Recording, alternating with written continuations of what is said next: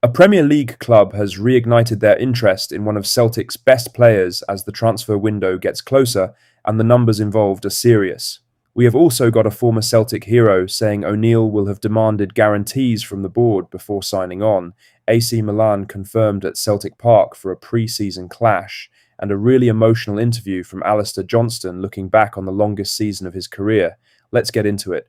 But first, make sure you like this video and subscribe to the channel for more Celtic content.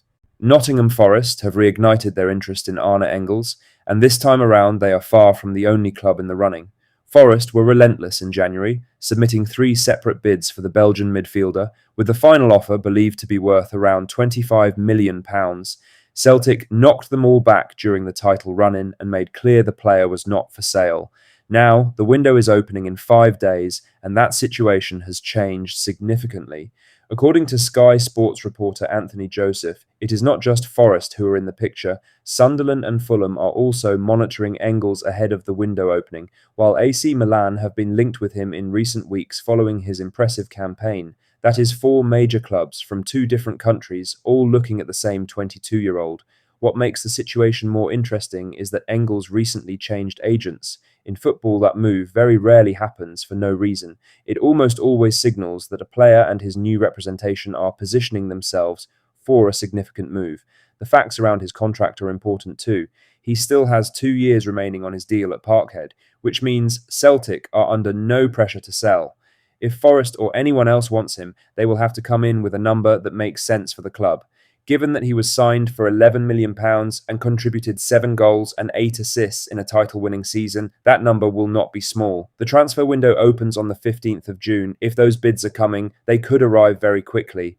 Now for the main story, as former Celtic striker Alan McInally believes Martin O'Neill will have pushed hard for spending guarantees before agreeing to stay on as manager, and warns the board that backing him properly this summer is not optional.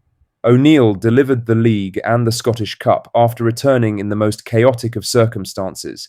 He steadied a dressing room that had been through Brendan Rodgers, then Wilfried Nancy, then O'Neill himself in his first interim spell, all within the same season. The turnaround from that point was remarkable. 7 wins from the final 7 league games, then the title snatched on the last day, followed by the Cup. An extraordinary end to an extraordinary season, but McInally is clear that none of that changes what needs to happen next. Speaking to Record Sport, he said, "I can only assume Martin will be given a decent bag of money to bring in some players. He should get it. I don't think Dermot Desmond can give him 50 quid and then say, go and win the league." Speaking to Celtic fans, there was a frustration about maybe not the lack of investment as such, but the lack of investment at the right times or the right kind of spending. I don't know if there was an attitude of, we've got enough to win the league. I would have thought Martin will have asked for some guarantees because he'll want to freshen up this squad. There will be players leaving, and he'll want to bring in others who are really competitive. He'll want to make sure he's not just challenging for the league, but also in Europe. The Champions League was a massive disappointment last year, and that's something Martin will want to address, because that is the stage Celtic have to be on. He is right on all of it. The Champions League collapse last season was a real low point. Going out at the playoff stage in a group that should have been manageable is not good enough for a club of this size. O'Neill will know exactly what is required. The question is whether the board deliver it. In other news, Celtic have officially confirmed their first pre-season fixture, and it is a big one. AC Milan are coming to Celtic Park on Saturday, the 25th of July.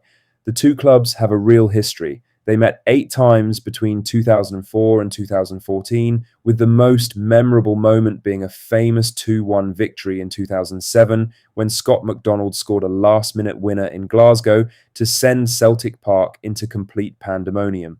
A generation of Celtic supporters will remember that night vividly. Milan are one of the great clubs in world football and 7-time Champions League winners. Bringing them to Glasgow this summer is a genuine statement of intent for what Celtic want pre-season to look like as they prepare for a Champions League qualifying campaign. There is also an additional layer to this fixture worth mentioning. AC Milan are among the clubs reportedly tracking Arne Engels. A pre-season friendly between the 2 clubs at Celtic Park will give both sides a very close look at each other, and there is no question that Engels will be in the shop window for what could be a significant audience. Further reports have suggested Celtic may also travel to Dublin to face Shelbourne as part of their pre-season plans, though official confirmation on that fixture has not yet arrived. In other news, Alistair Johnston has opened up in an emotional interview about what this season meant to him personally, describing it as the longest year of his career and reflecting on the tearful scenes in the dressing room after the final day title win over Hearts. Johnston missed a large portion of the campaign with a hamstring injury he suffered in a Europa League match in October.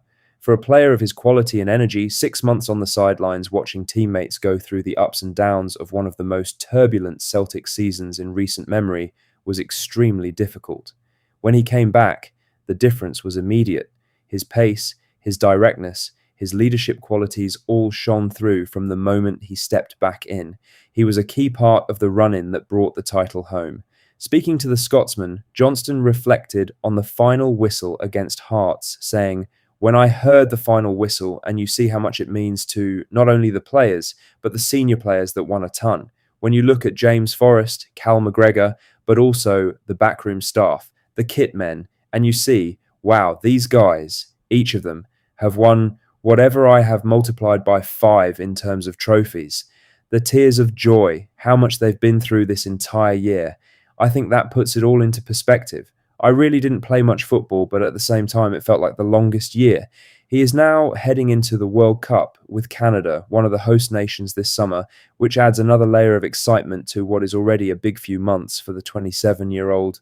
Johnston signed a contract extension in 2024 that runs until 2029 and has every quality you would want in a long-term Celtic captain, a player the club simply cannot afford to lose. Lastly, Celtic Park is buzzing with speculation after Martin O'Neill was spotted at Glasgow Airport yesterday, though reports suggest he appeared to be heading through departures rather than arrivals. The sighting comes at an intriguing time.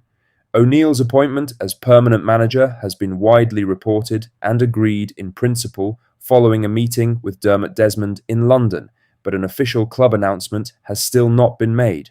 Supporters have been waiting patiently for formal confirmation, and the airport sighting has naturally sent social media into overdrive with questions about where the manager is headed and what it might mean. The most straightforward explanation is that the announcement formalities are still being worked through, and O'Neill had personal or professional travel to attend to in the meantime. It would be unusual for a manager preparing to take charge of a full pre-season to be heading abroad unless there was a clear reason. Transfer meetings, family commitments, or simply completing arrangements before the club makes things official are all possible. What is clear is that Celtic supporters want this confirmed and in writing. That's all the latest Celtic news for today. Make sure to hit that like button, subscribe if you haven't already, and drop a comment below with your thoughts. I'll see you in the next one. Hail, hail.